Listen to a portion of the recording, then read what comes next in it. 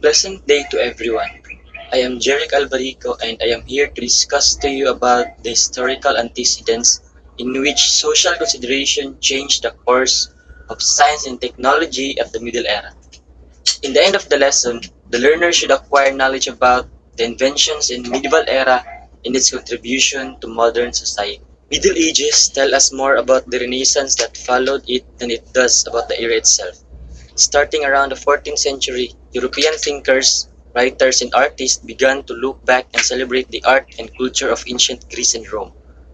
Massive invasions and migrations were combined during this time since wars were prevalent, especially at the start of early medieval times. Such technology needed in the field of weaponry, navigation, mass, food and farm production, and health. There is a decrease in population after the war, but there is an increase in the latter part of the period. Some of the innovative minds came from this period and also known as the Age of Exploration. These are the contributions in the medieval era. First is printing press. It is a more reliable way of printing using cast type invented by Johannes Gutenberg. The invention is to address the need for publishing books would spread information to many people at a faster rate. It may well be the most important invention of the medieval era. It would eventually wrench control of information distribution from the state and the church and lay the groundwork for Protestant Reformation and Enlightenment.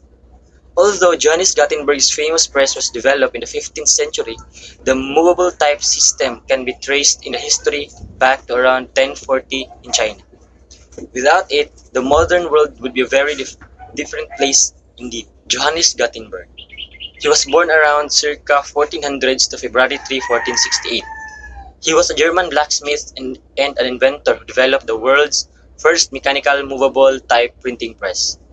Regarded as a milestone in modern human history, the printing press played a key role in the advancement of the Renaissance, the Protestant Reformation, and the Age of Enlightenment, making the knowledge contained in books and literature affordable and readily available for the first time. Gutenberg's press was used to create one of the Western world's first and most famous books, the Gutenberg Bible, or also known as the 42-line Bible. The next one is microscope. Zacharias Janssen invented the first compound microscope to develop proper medicines for illnesses and need medical attention for growing populations caused by massive migration and urbanization.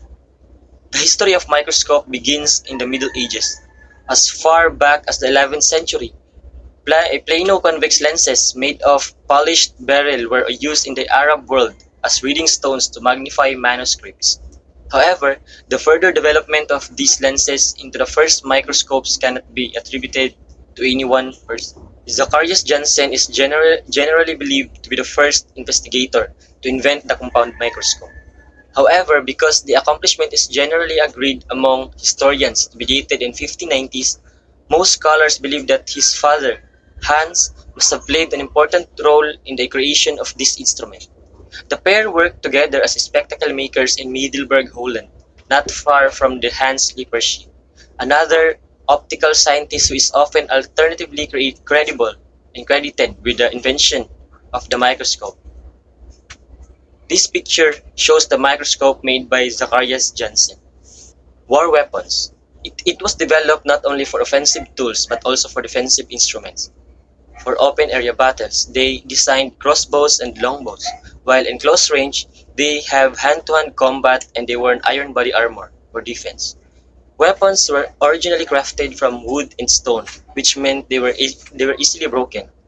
These materials were difficult to produce and were unreliable in battles. Afterward, the implementation of the metal weapons became more reliable, accurate, and lethal. These are the example of the war weapons used in medieval era. Then the next one is the telescope. It helps observe remote objects and was a great help for navigators in the medieval time. The invention of the telescope played an important role in advancing our understanding on Earth's place in the cosmos. While there is evidence that the principles of telescope were known in the late 16th century, the first telescopes were created in the Netherlands in 1608. Galileo Galilei. He was born around 1564 to 1642. He was a part of a small group of astronomers who turned telescopes towards the heaven. Early telescopes were primarily used for making earthbound observation, such as surveying and military tactics. This is Galileo Galilei and his famous invention, the telescope. The next one is coffee. Coffee thought to have been first introduced to Ottoman Empire sometime in the 15th century. In the Middle Ages, coffee began its journey starting from the southwest Ethiopia. From there, between the 13th and 14th centuries, Ethiopians introduced coffee first in Yemen, and then along the east coast of the Red Sea, to Mecca and Medina, and in Arabia, and then spread it throughout the Arabian Peninsula. This is the example of the place where they are drinking coffee in the medieval period. The next is hourglass. The first hourglass or sun clock is said to have been invented by a French monk called Liutprand in the 8th century AD. However, concrete evidence of this revolutionary new form of clock, which measures time by the descent of sand from one bulb to another. It was first appeared in European ship inventories from the 14th century. Arriving just in time for the age of discovery, the hourglass was ideal for ocean travel because the bobbing waves didn't affect its accuracy. By the 15th century, they were common sights on ships, in churches, and in industries. They were first dependable, reusable, and fairly accurate means of measuring time and would only be superseded with the invention of the mechanical clock. So this is Leon Brand, the French monk who invented the first hourglass in the 8th century AD. The next one is the mechanical clock. There is historical disagreement as to when the earliest mechanical clock in medieval Europe was invented. Pope Sylvester II built a clock for a German town in 996, and it is considered one of the oldest clocks. By the 11th century, clocks were being used in different parts of Europe. However, the use of proper mechanical clocks which utilized heavy weights for timekeeping is more accurately dated back to the 14th century. One of these clocks was built by a monk at Glastonbury in the 14th century and exists to this day. From the 14th century to the 15th century, mechanical clocks evolved so that they began to use a spring-powered operation rather than relying on heavy weights. However, these clocks had to be wound up twice a day by the monks for them to function accurately. So this is the example of the mechanical clock. The next one is the paper money. It is another invention of the medieval ages that changed the world significantly. However, paper money did not originate in Europe, but in China. It was used there starting from the 11th century. The reason for the usage of paper money back then was to reduce the amount of precious metal that needed to be carried around. Paper money served only as a replacement. Marco Polo was impressed with his finding during his travel, but paper money was not implemented for use in Europe until the 16th century. Although paper, or the promissory notes, had been in existence for centuries, the first recorded use of government-issued paper money was in the 19th century in China. These early credit notes were usually for a limited duration. They were intended primarily for merchants to replace the needs to carry around quantities of metals that were very heavy and could easily be lost or stolen. Here's the photo of the paper money in medieval era. The next is liquor. Distillation may well have been known in the ancient times. In the 4th century BC, Aristotle wrote about applying distillation to the wine and other liquids, and there is evidence that the process was used far back as 1800 BC to produce perfumes. The Chinese may have used distillation to produce alcohol from rice in around 800 BC, and the production of distilled spirits was reported in Britain before the Roman conquest. In around the 10th century, the alembic came into use. The first distilled spirits were made from sugar-based materials, primarily grapes and honey, to make grape brandy and distilled mead. Most historians believe that the true alcohol-producing stills first appeared in Europe around the 13th century as a distillery consisting of two vessels connected by a tube. So this is the example of liquor in the medieval era. Wheelbarrow. The earliest known wheelbarrow that there's an archaeological evidence was one-wheeled cart that date 2nd century in China. This was placed the wheel in the center of the barrow. There may have been earlier instances of wheelbarrows that was used in China and ancient Greece, but the evidence is not conclusive. The first wheelbarrow in medieval Europe appeared sometime around 1170 to 1220. This featured a wheel in front, like in the modern wheelbarrows we usually use. This is the example of the wheelbarrow. The next is the spinning wheel. It may have their origin in the India sometime between the 5th and 10th century AD.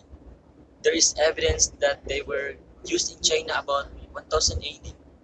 They reached Europe via the Middle East by around 1400s. The spinning wheel replaced the earlier method of hand spinning, in which the individual fibers were drawn out of a mass of wood held on a stick or the staff, twisted together to form a continuous strand and then wound on a second stick. A series of inventions and improvements to the spinning wheel over the next several centuries converted to a spinning wheel into a powered, mechanized machine that would help drive the Industrial Revolution. This is the example of the spinning wheel. The next is the eyeglass. The ancient Romans may have used some type of magnifying glass for reading, but the first wearable glasses known to history appeared in Italy during the 13th century. The fact that they could correct visions makes them one of the most important inventions in human history, and it's still relevant today and will probably remain in the future generation. So this is the picture of the eyeglass in the Middle Ages. The next one is the astrolabe. It is not known who invented the astrolabe or exactly when it was developed. Claudius Ptolemy, a famous Greek astronomer who lived during the 2nd century AD, left records suggesting he used a three-dimensional instrument similar to the astrolabe to make calculations. Early astrolabes may also have been in use in the 5th century AD, but the devices reached their peak in sophistication during the Middle Ages and may have been inspired the later development of the mechanical clock. The astrolabe is a device which is used to measure the position of the sun and the different stars in the sky accurately. It was invented during the medieval ages, with the earliest astrolabes appearing in Moorish Spain during the 12th century. From Spain, the astrolabe reached wider Europe in time, and it became one of the preeminent devices used for astronomical purposes.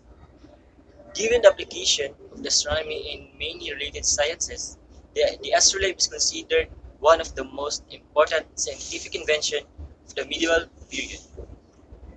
This is the example of the astrolabe. Compass. Although it is not known exactly when the compass was invented in Western Europe, the earliest textual mentions of a compass date back to the late 12th century.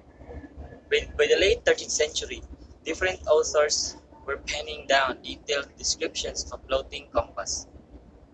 A compass is a device that helps in recognizing the cardinal point of the Earth, namely north, south, east, and west. Being able to determine these directions was vitally important to the sailors, the navigators, diviners, and ecclesiastical authorities since the day of classical antiquity. Although some rudimentary types of the compass existed in China and probably Mesoamerica before the medieval period, it was in the medieval Europe that the earliest version of the modern compass as we know was invented. The compass in medieval Europe came to be simply a result of the need for navigators, sailors, and merchants to safely travel the bodies of water in Mediterranean. So this is the example of the compass used in medieval era. The next one is the tidal mill. The tidal mill was first appeared in Ireland. Tidal mills were an important medieval invention dating back to the 8th century. They were usually employed during natural water bodies such as rivers and were driven by the high tides of this water body. In the countryside, such mills were frequently used to accomplish different mechanical tasks. The force of the water itself was used to drive the water wheel on its own. Such early use of mechanical energy can be seen as precursors to the use of electricity in the modern period. Example of water wheel or the tidal mills used in the medieval era. So the next one is the public libraries. One invention of the Middle Ages that is still existing today is public libraries. The first one was opened in Italy in 1452, which was near the end of this time period or this medieval period. Up until then, libraries were closed and used only by selected people. This building, opened in the town of Cesena, was owned by the city municipality and allowed people to borrow and read books that were collected. These are the example of public libraries in the medieval era. Heavy blow. The widespread introduction of the heavy blow around the 9th century revolutionized farming in Europe. Earlier blows, commonly called the art or the scratch blow, was suited for the sandy soil and the climate of the Mediterranean, but was unsuitable for the heavy soils found in most of the northern Europe.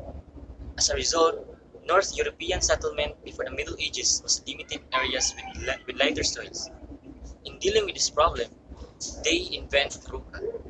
The ruka was a kind of heavy plough important to medieval agriculture in northern Europe.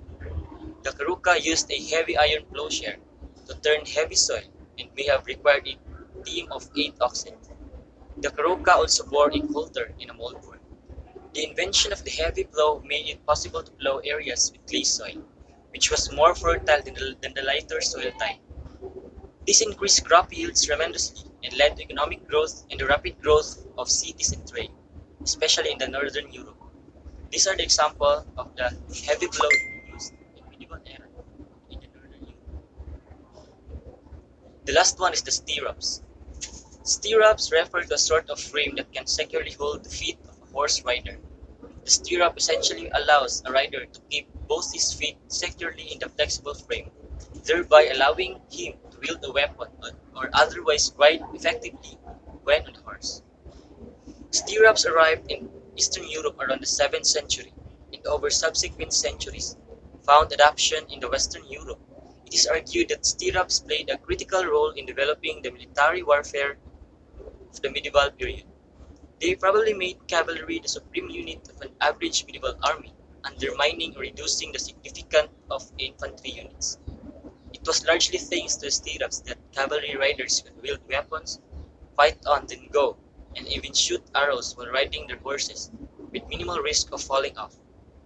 These are the example of stirrups used in medieval period. These are the references I used in this whole report.